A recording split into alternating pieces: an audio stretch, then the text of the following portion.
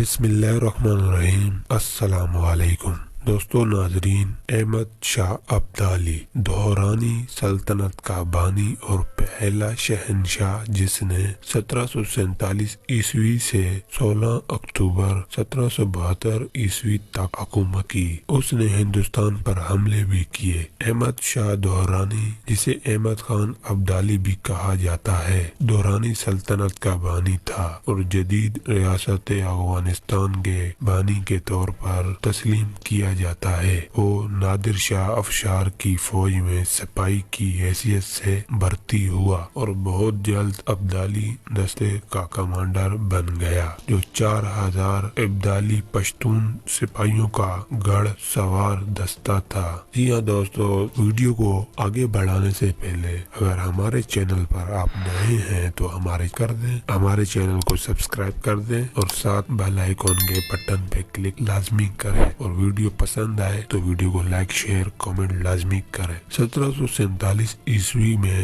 نادر شاہ افشار کے قتل کے بعد احمد شاہ دورانی کو افغانستان کا شاہ منتخب کیا گیا۔ اپنے اقتدار کو مستحکم کرنے کے بعد اس نے ہندوستان کی مغل اور مراٹھا سلطنت کو مشرق کی طرف، فارس کی منتشر سلطنت افشاری کو مغرب کی طرف اور بخارا کے خانات کو شمال کی طرف دھکیل دیا۔ کچھ سالوں میں اس نے مغرب میں خراسان سے لے کر مشرق میں کشمیر اور شمالی ہندوستان تک، اور شمال میں امو دریا سے لے کر جنوب میں بحیرہ عرب تک اپنا اقتدار بڑھا لیا۔